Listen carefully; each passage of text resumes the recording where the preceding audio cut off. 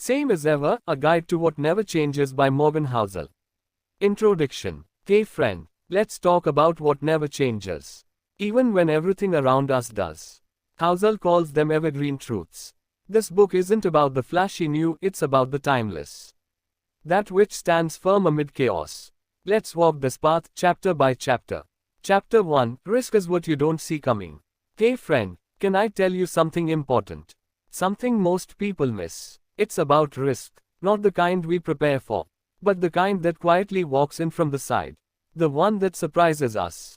The one we didn't expect. The truth is, risk is what you don't see coming. It's not the thing you read about in headlines.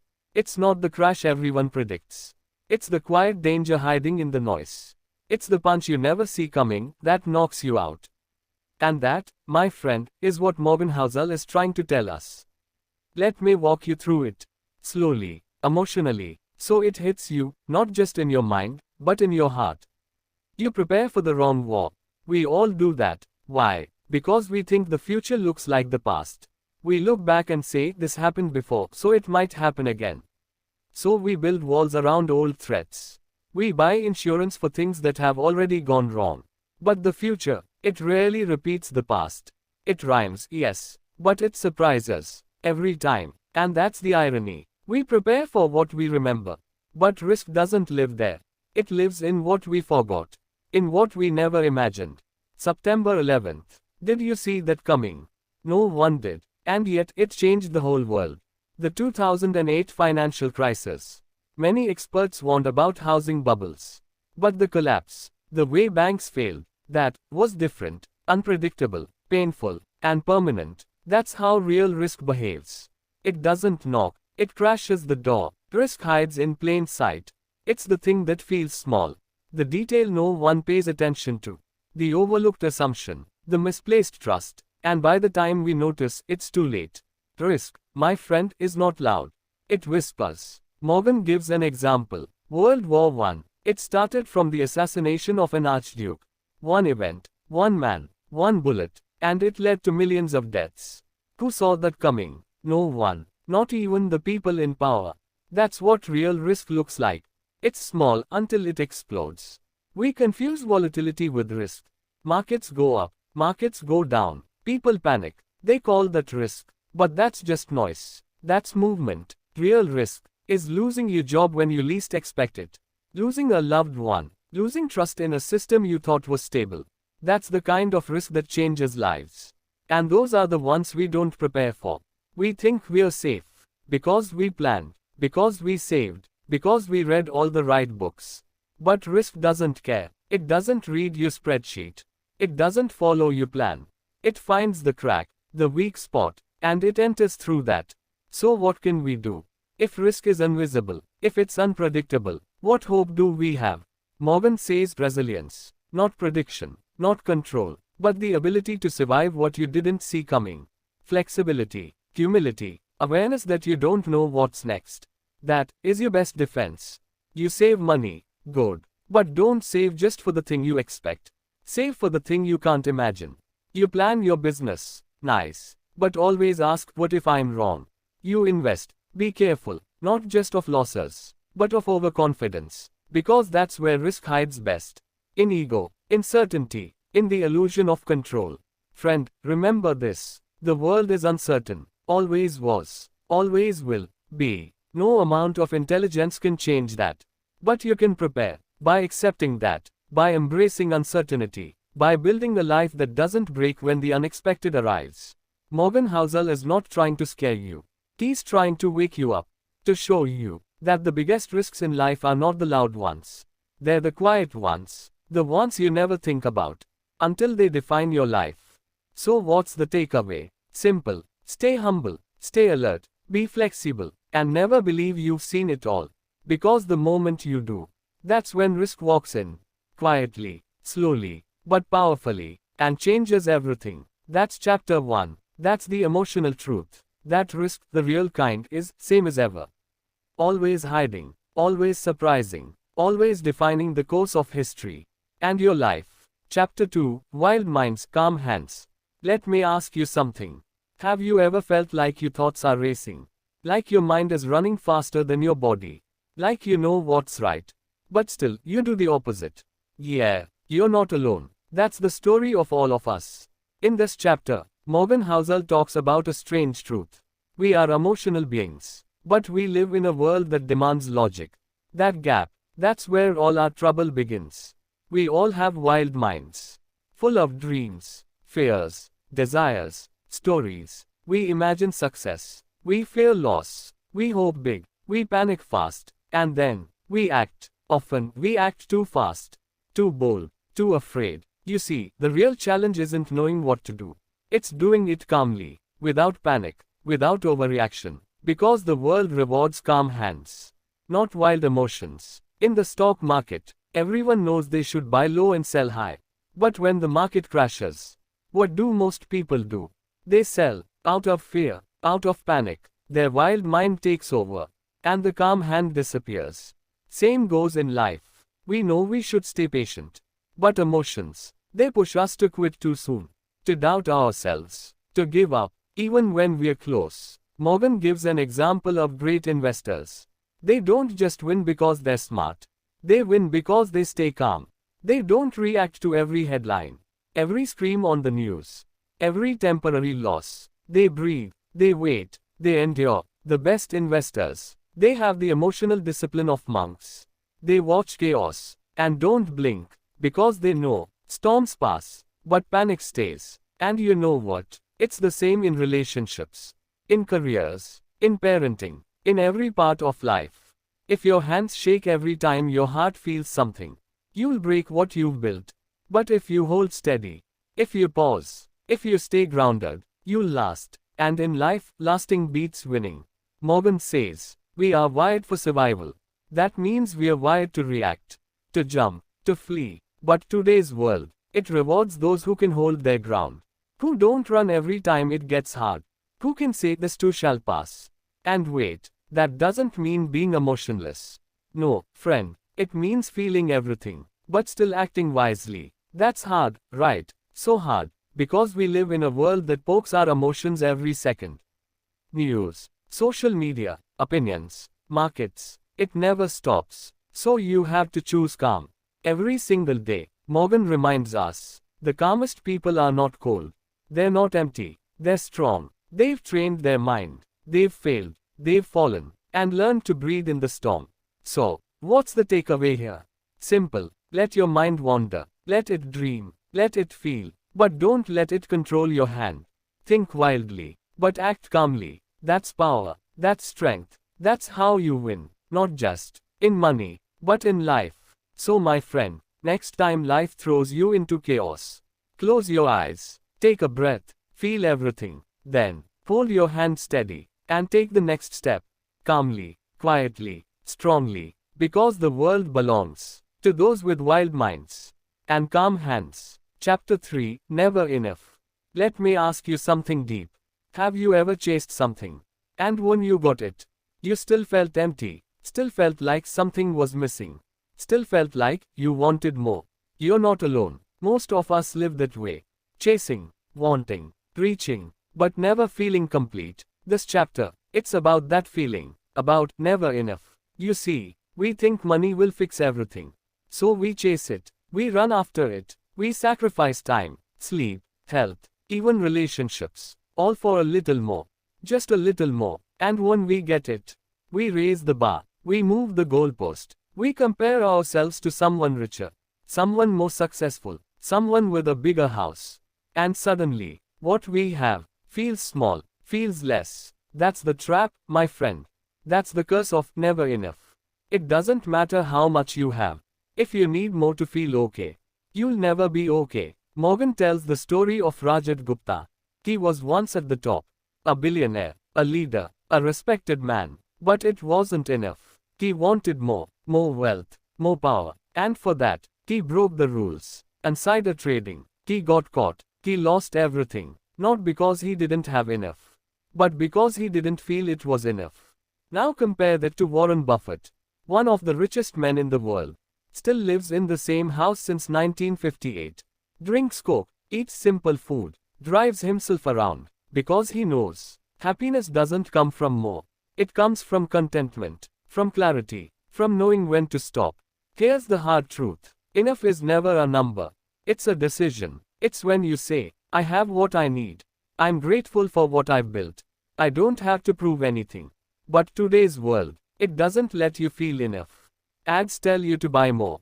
Social media shows people with better vacations, better clothes, better cars, and suddenly, you feel small again. You feel behind. So you run harder, faster, chasing a shadow. But Morgan reminds us, you can win the game of money and still lose the game of peace. What's the point of being rich if you're still hungry inside? What's the point of having everything if you still feel like you're not enough? So the question is not, how much do you have? The real question is, when will it be enough? Friend, you deserve peace, not just success. You deserve stillness, not just more. You deserve rest, not just reward. And that begins with one quiet promise to yourself. That you will not let greed steal your joy. That you will define your own enough. And protect it, with your heart, with your values, with your life. Morgan says, enough is the rich man's secret. It's what gives life color, balance, freedom. Because when you know you have enough, you stop chasing, and start living. So pause for a moment. Breathe, look around. What if, right now, this moment, was already enough? How would that feel? How would you live? Think about it, because that's where real wealth begins. Chapter 4, The Seduction of Pessimism. Friend, have you noticed something? Bad news travels faster than good news. Sad stories feel more believable than hopeful ones. Why is that? Why do we trust fear more than optimism? That's what this chapter is about. Morgan Housel calls it the seduction of pessimism. It pulls you in, whispers to you, tells you things will go wrong. And we believe it, almost every time, because fear feels real, immediate, louder, more urgent. Hope, it feels soft, slow, maybe even naive. But that's a mistake, a big one, because in the long run, optimism is more accurate. Yes, you heard that right. The world improves over time. People solve problems. Technology advances. Lives get better. But we miss all that. Because pessimism screams. And optimism whispers. Morgan gives a great example. If someone says, the market will crash, we listen, we worry, we panic. But if someone says, things will get better, we ignore it. We call it lucky, too hopeful, too soft. Why? Because problems hurt now. Solutions take time. Pain is personal. Progress is invisible. But still, friend, progress happens. Always has. Always will. Take history. Wars happened. Disasters happened. Crises came and went. But what else happened? Cures were found. Poverty dropped. Education rose. Life expectancy grew. But we don't talk about that at dinner tables. Because drama wins. Fear makes headlines. Hope builds quietly. The danger, if you always listen to fear, you'll never take chances, never invest, never trust, never love fully. Because what if? What if it fails? What if they leave? What if I lose? But what if it works out? What if life grows? What if you become more? That's the power of optimism. It gives you a reason to begin. Morgan reminds us, pessimism isn't always smart. It just sounds smart, because it's easy to say. Be careful. Don't trust this. Something bad will happen. And yes, sometimes it does. But not always. Not forever. Over time, people adapt. Systems evolve. Markets recover. Hearts heal. That's the truth most people forget. The quiet miracle of human resilience. So what can we do? How do we stay hopeful?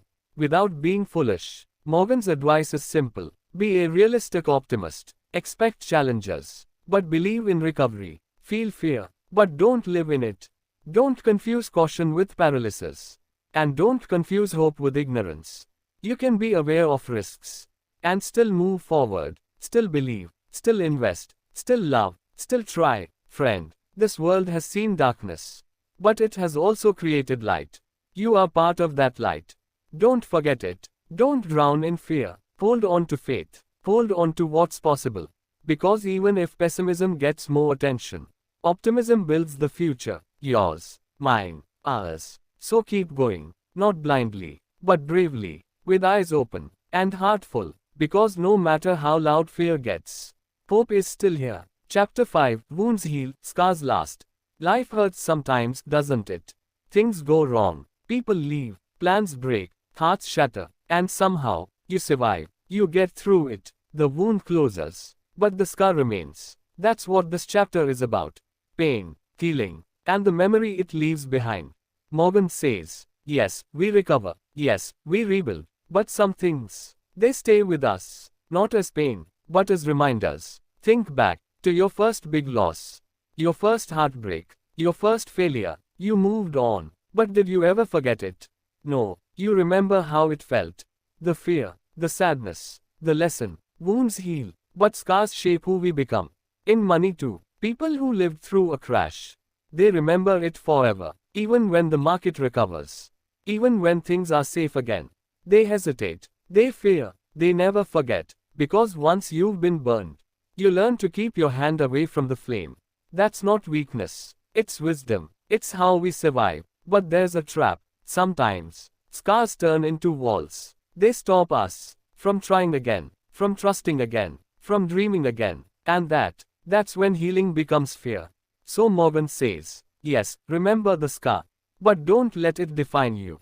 Let it guide you, not limit you. A person who's never failed, they may take careless risks, but a person who's fallen before, they move with grace, with care, with perspective, because they've seen the ground, and they know how it feels. The goal is not to avoid pain forever. That's impossible. The goal is to grow from it, to walk forward, with stronger legs, with a wiser heart. In finance, after 2008, people saved more, built emergency funds, invested smarter. They didn't forget. They just grew up. They matured. Scars taught them, without screaming, just by staying. You have scars too, don't you? I know you do. We all do. And that's okay. They're proof that you've lived, that you've loved, that you've risked, and survived. Morgan reminds us, there's power in scars. They tell your story. They show your strength. They whisper, you've been through this. You're still here. And that's enough. Friend, next time life leaves a mark, don't be ashamed. Wear it, not like a wound, but like armor. Because you're not broken. You're built. You're seasoned. You're wiser. Yes, the pain was real. But so was the healing. And the you that came after. That's the version that knows more, loves deeper, lives slower. And that, my friend, is something no smooth life could ever teach you. So remember, wounds heal, scars last, but they don't hold you back. They hold your story, and your story is still being written. Chapter 6, you have to live it to believe it. There are things in life you just can't understand until you live through them. You can read about them. You can hear stories. You can watch from the outside. But you won't truly feel it until it becomes your experience. That's what this chapter is about. Life's most powerful lessons aren't taught. They're lived. You can't explain the fear of losing a parent to someone who hasn't. You can't describe the pain of losing your savings to someone who's never seen their bank account fall to zero. You can't teach heartbreak in words. You can only feel it in silence. Morgan says, understanding is not knowledge, it's experience, it's emotion, it's the memory of pain, and the warmth of survival. And this, friend, is where many of us go wrong. We think if we explain things clearly enough, people will get it, but sometimes, they don't, because they haven't lived it yet. Ever tried warning a new investor about market crashes? They nod, they say, yeah, I understand. But deep inside, they don't, not yet, not until it actually happens. Not until they feel the fear in their chest, the confusion, the disbelief. Only then does the lesson stick. Not because of charts, not because of data, but because of the feeling, the personal story. This applies to everything: love, loss, death, addiction, grief, joy, freedom, parenthood. Until you've walked that road, you'll only see the map, not the mud, not the rocks, not the wind. So what's the point? Why does Morgan talk about this? Because it teaches us empathy, patience, humility. If someone doesn't understand your fear, maybe they just haven't lived it yet. If someone makes mistakes, maybe they need to feel the fall before they can rise. And if you've already lived something hard, be kind, be gentle. You're not better, just earlier on that road. It also teaches us that sometimes we won't understand others, not fully, and that's okay, because we haven't lived their pain, their past, their pressure. So be open, be curious, and above all, be kind. Morgan reminds us that wisdom isn't just about knowing the answers. It's about recognizing what can't be taught, and letting life be the teacher. Friend, you've lived some hard chapters. That's why you understand what others don't. That's why you feel things deeper. And it's also why you can give more love, more comfort, more grace. Because now you know, some things are invisible until they happen to you. And once they do, you're never the same, in the best way possible. So when you feel misunderstood, when people just don't get it, pause, breathe, and remind yourself, they haven't lived it yet. And that's not weakness, it's just a different page in the book of life. Someday, they'll know too, just like you do now. Chapter 7. History is mostly the study of surprises. Life doesn't move in straight lines. And neither does history. No matter how much we plan, no matter how much we think we know, the world, it surprises us, again, and again, and again. Morgan says, we like to believe we're in control, that the future will look like the past, that things will go as expected. But they rarely do, because history is full of surprises. Think of the biggest events in the world: wars, market crashes, pandemics, technological shifts. Did most people see them coming? No, almost never. They arrived suddenly and changed everything. That's the thing about history. It looks obvious in hindsight, but it was full of uncertainty in the moment. People were scared, confused, lost, just like we are when surprises hit us. Morgan gives examples. No one in 1913 thought the next year would start World War I. No one in 1999 expected the dot-com bubble to burst so quickly.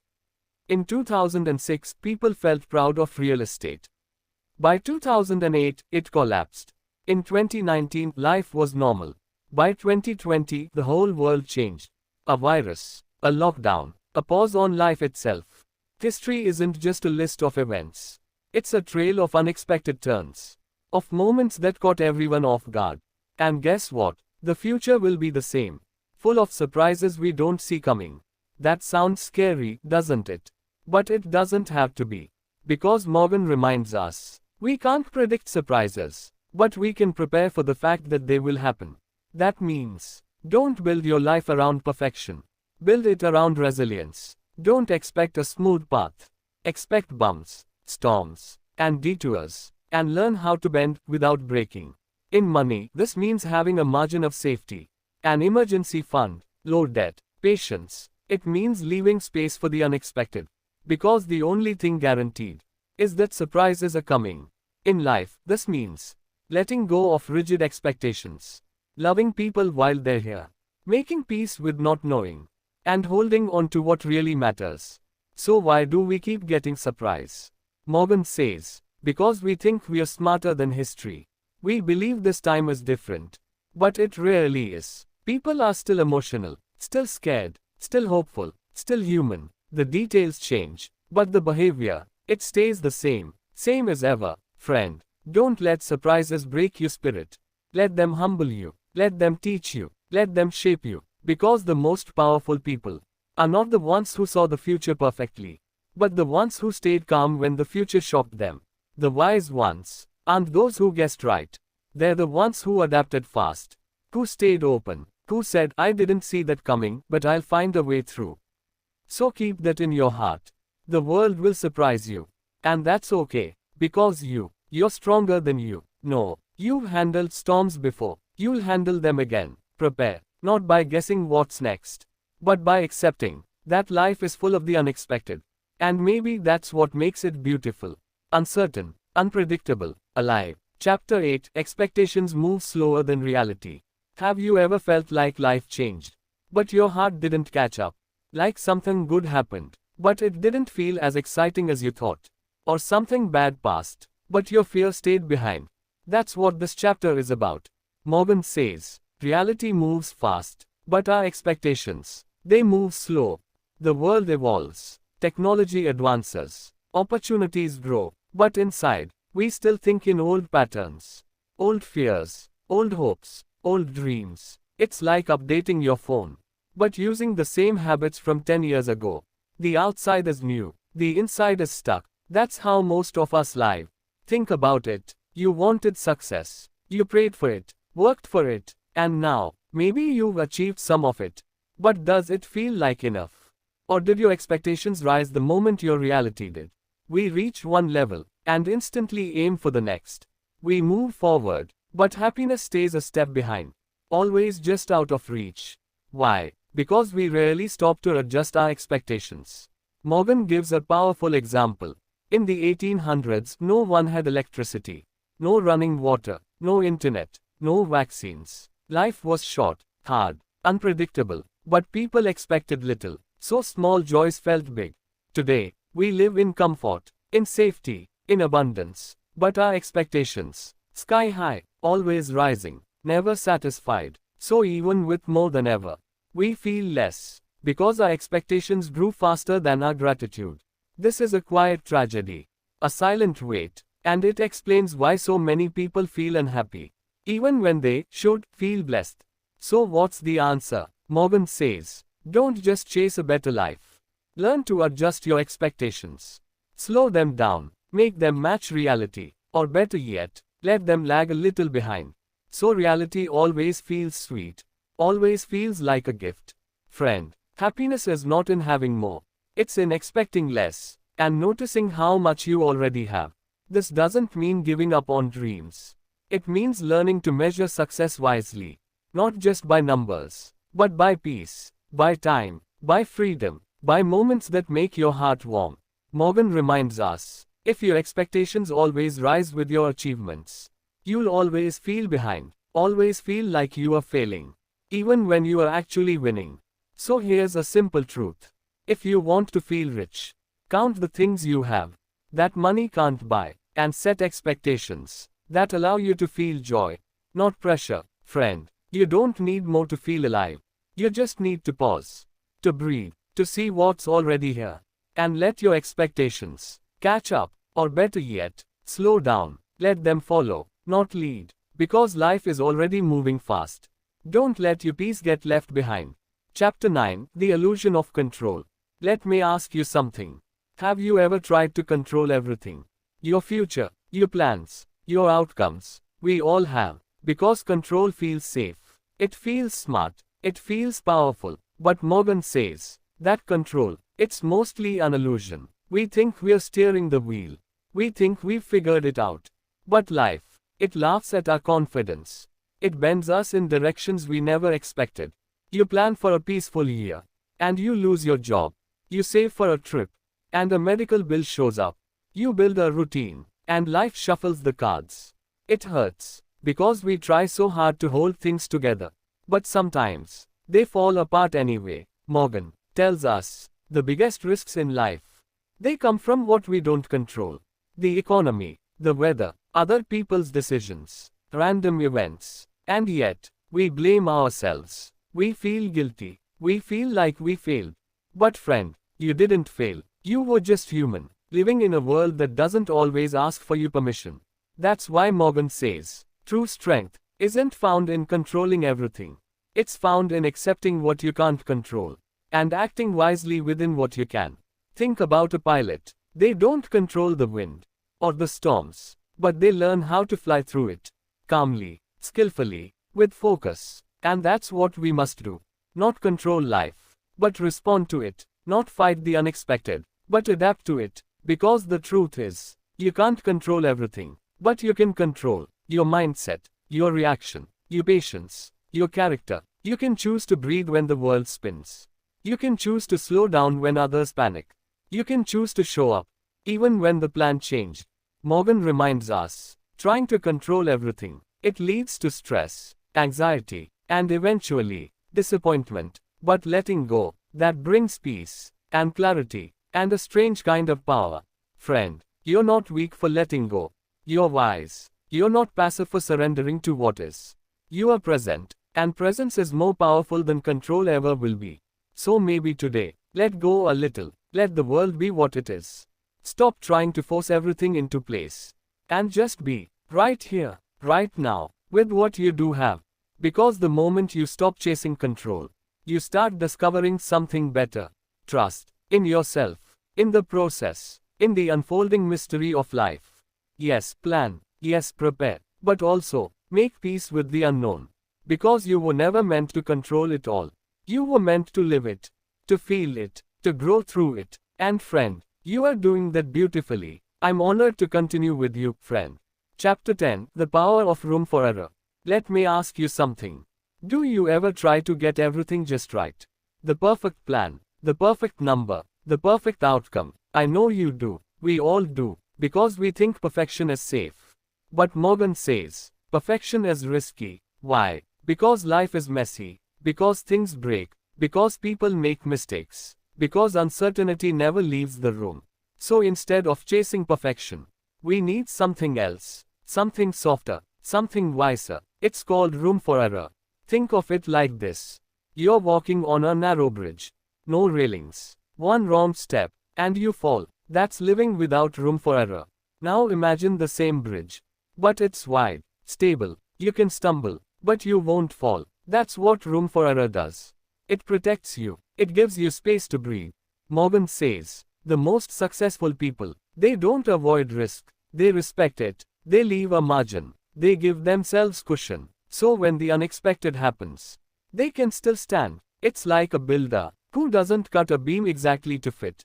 He leaves extra, just in case. That's not weakness. That's wisdom. In finance, this means, don't invest everything. Keep cash on hand. Diversify. Plan for bad luck, not because you expect it, but because it always shows up eventually. In life, this means, don't stretch yourself so thin. Don't tie your identity to one outcome. Don't assume everything will go your way. Leave room for rest, for reflection, for the unknown. Because the truth is, even the smartest people get things wrong. Even the strongest plans can break. Even you will stumble. But if you've built a life with room for error, you won't fall apart. You'll adjust. You'll recover. You'll keep going. Morgan reminds us, people admire boldness. But boldness without buffer, that's just gambling. Real strength is quiet. It prepares. It protects. It plays the long game. So the next time you make a plan, ask yourself, what if I'm wrong? Not to scare yourself, but to care for yourself. Because leaving room for error is how you protect your future self. Friend, you don't have to be perfect. You just have to be prepared. Not for what you expect, but for what you can't. That space, that little extra, that's not wasted. It's grace. It gives you time. It gives you options. It gives you peace. Because the strongest lives aren't built on tight ropes. They're built on solid ground. With soft edges. With space to fail. And space to begin again. So today, give yourself some room. It's not weakness. It's love. For your future. For your heart. For your humanity. Chapter 11, Calm plants the deepest roots. Let me ask you something. Have you ever seen a storm uproot a tree? Winds rage. Rain pours. Branches snap. But some trees, they don't move. They stand tall. They endure. Why? Because their roots are deep. Planted in calm soil. Nurtured slowly over time. Morgan says, calmness is a superpower. And not just in nature, but in life. In money. In decisions. In love. The world we live in. It rewards loudness. Speed. Reaction. Drama. People rush to speak. To buy. To sell. To move. To act fast. But true strength comes from stillness. From waiting. From not reacting to every noise. From not chasing every trend. In investing, it's the person who holds steady during a crash who ends up wealthier. In life, it's the one who listens more than they talk who earns the most trust. Calmness doesn't mean laziness. It means clarity. It means you're not thrown off by chaos. Because inside, you've built a quiet, steady place. Morgan reminds us, big things grow from slow places. The most valuable relationships, built quietly, over time, not in a rush, not in heat, but in calm. Same with wisdom. You don't learn when you are panicking. You learn when you reflect. You grow in stillness. You understand in silence. Calm is rare, because calm is hard. It takes effort. It takes emotional maturity. To pause instead of react. To observe instead of assume. To breathe instead of break. Friend, you don't have to answer every challenge with noise. You don't have to solve everything right now. Sometimes, the strongest move is no move. Just staying grounded, and waiting for the storm to pass. Morgan says, calm people aren't lucky, they're trained. They've seen pain, they've survived pressure, and they've chosen stillness anyway. That's not weakness, that's mastery. And here's the secret, calm plants the deepest roots.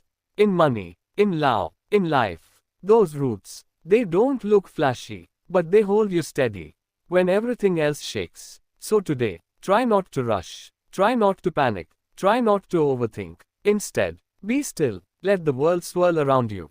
But you, stay grounded, stay soft, stay calm, because in the end, the loudest voices may echo the furthest. But it's the calmest ones that last the longest. Chapter 12, Everyone believes they're right. Let's start with a simple thought. We all want to be right. It feels good, it feels safe, it feels smart. But Morgan says, here's the twist. Everyone believes they're right, even when they completely disagree. Strange, isn't it? One person says this is the truth. Another says, no, that's wrong. This is the truth. And both, they're certain. They believe it in their bones. So who's right? Who's wrong? And more importantly, why do we hold on so tightly to our own version of truth? Morgan explains it beautifully. We don't see the world as it is. We see it as we are. Our beliefs, our values, our past, our pain, they shape the lens we look through. Imagine two people watching the same sunset. One sees peace, the other sees the end of a long, hard day. Same moment, different meaning. Why? Because everyone brings their own story to the table. It's the same in money, in politics, in relationships, in life. What feels smart to one person feels reckless to another. What feels obvious to you might feel absurd to someone else. And guess what? They're not evil, they're just coming from a different place. Morgan reminds us, that doesn't mean truth doesn't exist. It just means our truths are shaped by what we've lived, what we've felt, what we've been taught to fear, and what we've dared to hope for. So what do we do with this? Do we argue harder? Do we push people to believe what we believe? Do we scream louder? No, friend, that's not the way. The way forward is humility, to pause, to listen, to say, maybe I'm right, maybe I'm not, maybe we're just seeing different corners of the same room. That humility, it softens hearts, it opens minds, it builds bridges. You don't lose anything by listening. You don't become small by understanding someone else's view. In fact, you grow, you expand, you breathe deeper, because you realize, you don't need to be right all the time. You just need to be human. Morgan says, when we realize everyone believes they're right, we stop fighting to win every argument. And we start seeking to understand. Not to agree, but to respect. That changes everything. In your marriage, in your friendships, in your business, in your self-talk, because when you let go of the need to always be right, you make space. Space for grace, for empathy, for connection. Friend, next time someone disagrees with you, try asking, what have they lived that I haven't? What pain are they protecting? What truth feels real to them? And then listen, not to reply, but to feel. You might not change their mind, but you'll change something even more powerful. Your heart. And that's how we grow, together, gently, softly, like light slipping in through a window we didn't know was open. Chapter 13, Progress happens too slowly to notice, but setbacks happen too fast to ignore. Let me ask you something. Have you ever worked on something, day after day, quietly, patiently, but it felt like nothing was happening? No big wins, no applause, no headlines, just quiet effort. I know that feeling. Morgan knows it too. Progress, it's slow, sometimes painfully slow, so slow that it feels like you are going nowhere. But then, out of nowhere, a setback hits, sudden, loud, uninvited, and it shakes everything. You can spend 5 years saving money and lose half of it in a market crash. You can spend a decade building trust and lose it in one mistake. You can work months on your health and get knocked down by one illness. That's the cruel timing of life. Progress whispers, setbacks scream. So what do we notice more? The pain, the fall, The fear, because it's louder, it feels urgent, it's impossible to ignore. But Morgan says, just because progress is quiet, doesn't mean it's not real. It's like watching a tree grow. You don't see it day by day, but leave it alone for a year. It's taller, stronger, rooted. Same with your habits, your healing, your saving, your self-growth. It doesn't show every day, but it's happening, silently, faithfully, in the background. The danger, we notice the fall, but we forget the climb. We panic when things break, and forget how much we've already built. Friend, life will have setbacks. That's not a maybe, that's a promise. But they don't erase your progress. They just interrupt it. They slow it down. They make you pause. But they can't take away everything you earned. Unless you give up. Unless you stop showing up. Morgan reminds us that the best lives aren't built by avoiding setbacks. They're built by surviving them. By returning. By standing again. By trusting that progress is still there. Even if it's hidden. Even if it's shy. So what do? We stay patient. We zoom out. We give ourselves grace. Because a good life isn't made from dramatic wins. It's made from quiet persistence. Small steps, tiny victories, repeated endlessly. The world won't always notice your effort. But you will. One day, you'll look back and realize all that time you thought you were stuck, you were actually becoming. Friend, don't quit just because it's quiet. Don't doubt just because it's slow. Progress is still happening. It always has been. It always will. And when the next setback comes, feel it, mourn it, but then remember, you've been here before, and you rose. You can rise again. Chapter 14, Wealth is what you don't see.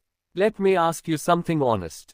When you see someone in a big house, driving a luxury car, wearing designer clothes, what do you feel? Admiration, jealousy, inspiration. It's natural, because the world has taught us to equate wealth with what we can see. But Morgan says, that's a mistake, a quiet one, a dangerous one, because real wealth is what you don't see. You don't see the savings account. You don't see the paid off mortgage. You don't see the lack of debt. You don't see the night spent budgeting. You don't see the things they chose not to buy. That's wealth, not what's flashy, but what's invisible. Someone can look rich and still be drowning in debt. And someone can look ordinary and quietly be a millionaire. Morgan reminds us, spending money, that shows others what you had. Saving money, that shows what you kept. Think about that. When someone spends on luxury, they're exchanging invisible wealth for visible status. And once it's spent, it's gone. Gone for good. But the person who saves, they keep their power. They keep their freedom. They keep their future. So why don't we admire savers? Because we can't see their success. It's silent, hidden, quiet. But friend, that's the whole point. Real wealth whispers. It doesn't shout. It's not about impressing strangers. It's about protecting your peace, your family, your choices. Morgan gives it to us straight. Wealth is the nice cars not purchased, the diamonds not bought, the first-class ticket left unused. It's what you could have spent, but didn't. That takes strength, discipline, clarity, because we live in a world that says, if you have it, show it. But true wealth says, if you have it, protect it. So how do we build real wealth? Morgan says, save more than you think you need. Spend less than you feel you deserve. Invest with patience, and resist the need to prove yourself. Because when you know your worth, you don't need to wear it. Friend, you don't owe anyone a performance. You don't have to prove your success. Your peace is enough. Your security is enough. Your freedom, that's priceless. So the next time you feel behind, because someone else looks ahead, pause, breathe, and ask yourself, what am I building that they can't see? That's where your power lies. That's where real wealth begins. And the best part, you don't need to show it. You just need to feel it. Chapter 15, Regret is a powerful teacher. Let me ask you gently. Is there something you wish you had done differently? A chance you didn't take? A moment you mishandled? A word you didn't say? If you're human, you felt regret. Morgan says, regret isn't always the enemy. It can be a teacher, a mirror, a guide. It shows us what mattered, what we valued, what we missed, what we should have seen sooner. And sometimes, Regret is what wakes us up. It hurts, yes. But that pain, it has a purpose. It says, look here. Learn from this. Carry this with you. But here's the hard part. Regret is only useful if you face it. Most people, they run from it. They numb it. They hide behind distractions. Because regret feels sharp, heavy, embarrassing. But Morgan reminds us, facing your regret, that's how you grow. That's how you stop repeating the same mistakes. He shares a simple truth. The most common regrets aren't about money or success. They're about relationships, time, words left unsaid, dreams never followed. We regret being too busy, too proud, too scared, too late. So what do we do? How do we live without drowning in the weight of what could have been? Morgan says, let regret teach you, not torture you. Ask, what did I learn? What would I do differently now? And most importantly, how can I use this pain to protect my future self? Friend, you can't rewrite your past, but you can reshape your story. One choice at a time. Let regret soften you, not break you. Let it humble you, not harden you. Because here's the quiet gift of regret. It's proof that you care, that you feel deeply, that you are alive, and when you listen to it closely, it can guide you to what matters most. Morgan says, some people regret working too much. Some regret saving too little. But most regret the things they didn't say, the time they didn't take, the love they didn't give freely. So today, look forward, but let your past whisper its lessons. With kindness, with honesty, with open arms. Don't ignore your regret, and don't worship it either. Just learn from it, and let it go, like a letter you read, and then gently fold away. Because life is still here, still open, still waiting for your next step. And now, you walk with more wisdom, more depth, more compassion, not despite your regrets, but because of them. Chapter 16, People want to believe things that aren't true. Let me begin with a question. Why do people believe in things, even when they aren't real?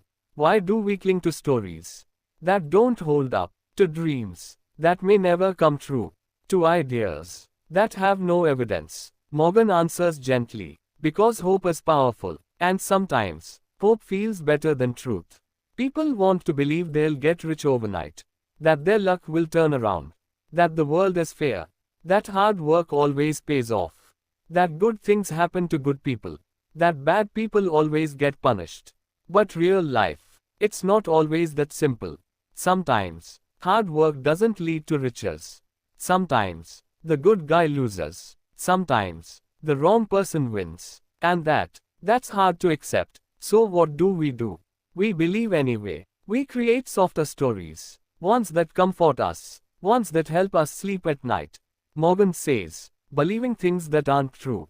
It's not always foolish. It's often human. It's a form of self-preservation. It keeps us going when the world feels too heavy. But here's the danger. When you build your decisions, your money, your relationships, on something false, the fall hurts even more. Because the truth, it always finds a way in. Eventually. So what's the answer? Should we stop dreaming? Stop hoping? Stop believing in anything? No, that's not what Morgan is saying. He's saying, hold your beliefs gently, question your own stories, and above all, know why you believe what you believe. Ask yourself, is this true, or do I just want it to be? Is this based on facts, or just fear? Is this hope, or is this denial? Morgan reminds us, many people aren't looking for truth. They're looking for certainty, something to hold on to, even if it's made of sand. But friend, you don't need perfect answers. You need honest ones. You don't need to believe in fantasies. You need to believe in yourself. Because you are strong enough to face truth. Even when it's hard, even when it breaks your heart, even when it means letting go of old stories. And when you live from that place of quiet truth, you build a life that lasts. One that bends but doesn't break. One rooted in reality, but still full of beauty. So be careful what you believe. Not because belief is bad, but because belief is powerful. And when you aim it in the right direction, it changes everything. Don't stop hoping, but let your hope be honest. Let it walk beside truth, not hide from it, because the life you build from truth, it may take longer, it may hurt more, but it will stand, it will hold. It will carry you through. Chapter 17, Reacting to Bad News Makes It Worse. Let me ask you, have you ever panicked when you saw something go wrong? Maybe a market crash, a sudden loss, a scary headline, something that made your heart race, your hands sweat, your thoughts spiral. We all have. Morgan says, that feeling is natural. It's human, but it's also dangerous, because the way we react to bad news often makes the situation even worse. Not the news itself, but our reaction to it. The market falls. People panic. They sell everything. They lock in losses. They try to protect themselves. But in doing so, they hurt themselves more. A rumor spreads. People rush. They overreact. They create chaos. They become part of the disaster they were trying to avoid. Morgan reminds us, bad news isn't always the biggest threat. It's what we do next that really matters. Because fear, it's contagious. It spreads faster than facts. It clouds thinking. It overrides logic. It shrinks our vision. And when everyone is scared, even smart people make dumb decisions. Even calm people lose their balance. But here's the truth. Bad news is inevitable. It will come. In life, in money, in law, in health, in the world. You can't stop it. You can't predict it. But you can choose your response. Morgan says, the most powerful people aren't the ones who avoid risk. They're the ones who stay calm in the storm. They don't deny the problem. But they don't feed the fire either. They pause. They breathe. They ask, what's true here? What matters most? What can I control? That kind of thinking. It saves lives. It saves money. It saves relationships. It saves sanity. Because reacting with fear, that's easy. That's automatic. But responding with wisdom, that's rare. That's strong. That's who you want to be. Morgan says something beautiful. There's a reason firefighters are trained to move slowly. Because running into a burning building in panic. That's how people get hurt. Same with life. Same with your finances. Same with your emotions. Don't run blindly into the fire. Pause. Assess. Think clearly. Then act with purpose. Friend, you don't have to be fearless. You just have to be mindful. You don't have to fix everything right away. You just have to avoid making it worse. Let bad news come, but don't let it steal your center. Don't let it turn you into someone you're not. You are wiser than fear, stronger than panic, calmer than chaos. Let others lose their heads. You keep your heart steady. That's real power. That's real wealth. That's real peace. Chapter 18, Kindness is simpler than it looks. Let me ask you this. When was the last time someone was unexpectedly kind to you? Not because they had to. Not because they wanted something in return. But just because. How did it feel? Warm, safe, human. Morgan says something powerful here. Kindness isn't weakness. It's wisdom. It's one of the most valuable currencies in life. And it costs nothing. But here's the thing. We often complicate it. We make kindness conditional. We hold it back until someone deserves it. We wait for the right mood. Or the right situation. But real kindness is simple. It's quiet. It's done in small ways over and over. A kind word when someone feels low. A patient pause in a tense moment. A smile that says, you matter. Morgan reminds us. People don't always remember what you said. But they remember how you made them feel. And kindness, it lingers. It echoes. It multiplies. Here's something else. In a world chasing power, wealth, and speed, kindness stands out. It's rare, which makes it more valuable. It doesn't take genius. It doesn't take money. It just takes presence. A heart that's awake. An ego that can step aside. Morgan says, the most powerful leaders aren't the loudest. They're the ones who make others feel safe, heard, seen, respected. Because kindness doesn't just heal. It builds trust. And trust is the foundation of everything that lasts. In business, in friendship, in law, in life. So why don't more people lead with kindness? Because it's easy to confuse it with softness, with weakness. But friend, being kind in a cruel world, that takes real strength. To be gentle when you could be harsh. To be patient when others are rushing. To be forgiving when bitterness feels justified. That's not small, that's sacred. Kindness is not about being liked. It's about being true to who you are. It's not about avoiding conflict. It's about responding to conflict with calm. Morgan reminds us, the smallest act of kindness can change the direction of someone's day or life, even if you never see the result. So be kind, not because the world always deserves it, but because you do, because that's who you are, and that's the kind of life you want to build. Friend, kindness isn't something you give after you've made it. It's something you give along the way. To others, to yourself, especially to yourself. So when the road feels heavy, be kind. When someone fails you, be kind. When you fail yourself, still be kind. It's the one thing that never loses value, never goes out of style, never needs an explanation. Kindness, my friend, is simpler than it looks, and deeper than most realize. Chapter 19, Same as Ever. Morgan begins with a simple idea, and it might surprise you. He says, the world changes constantly, but people, we stay the same. Technology evolves, markets shift, trends come and go, but deep down, human behavior stays familiar. We still want to feel safe. We still want to be loved. We still want meaning. We still get scared. We still make emotional decisions. We still dream of a better life.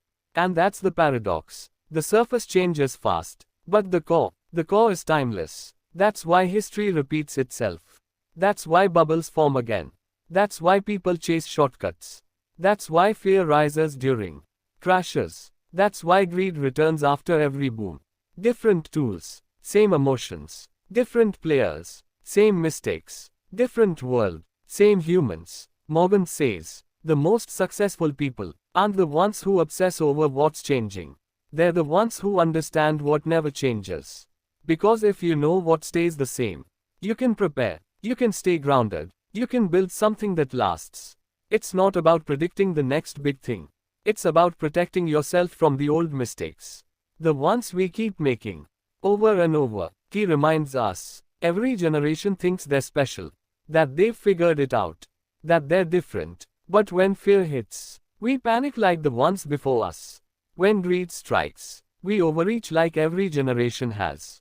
So the secret, it's not in being smarter, it's in being wiser. It's in learning from the past and seeing yourself in it. You're not above it, you are part of it. Morgan says, that humility, that awareness, it's what keeps you safe. It's what helps you grow. Friend, you don't need to reinvent everything. You just need to understand the unchanging truths. People panic, people chase, people overestimate, people forget, and then they do it again. So build a life that respects this.